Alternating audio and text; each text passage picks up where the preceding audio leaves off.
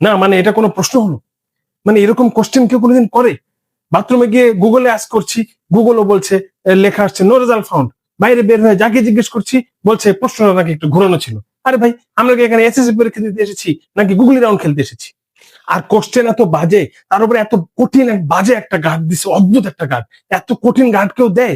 নিজেই বলছে লিখো লিখো লিখো, আর যখন লিখতে যাচ্ছি তখন এসে বাধা দিচ্ছে, অদ্ভুত যুক্তি দিচ্ছে, বলছে চিটিং করে লেখা যাবে না। মানে একটা পরীক্ষা দিচ্ছি, এখানে একটু শান্তিতে অসৎ উপায় অবলম্বন করতে পারবো না? এটা কোনো কথা? আর সারাক্ষণ শুধু ফার্স্ট বেঞ্চ থেকে লাস্ট বেঞ্চ হেঁটেই যাচ্ছে হেঁটেই যাচ্ছে হেঁটেই যাচ্ছে। উনি কি এখানে পরীক্ষার গার্ড দিতে এসেছে নাকি এক্সারসাইজ করতে এসেছে সেটাই তো বুঝছি না। মানে এত কঠিন প্রশ্ন, তার উপরে ক্লাসে যে স্যার গার্ড দিচ্ছে সে নিজেও এর উত্তর জানে না। যখনই তাকে জিজ্ঞেস করছি সে বলছে নিজে থেকে লেখো, আমি বলতে পারবো না।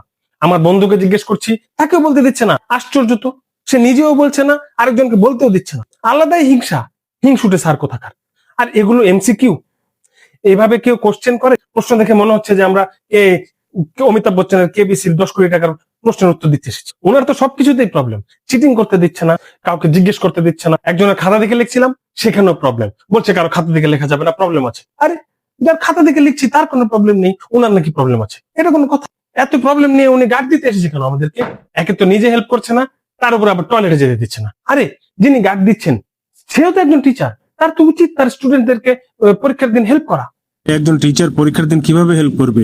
পরীক্ষার দিন যদি একজন টিচার তার স্টুডেন্টকে হেল্প করতে না পারে, তো অন্যদিন কি হেল্প করবে? আর পরীক্ষার দিন বাদে অন্যদিন তার কাছ থেকে হেল্প নিয়ে আমরা করবোটা কি?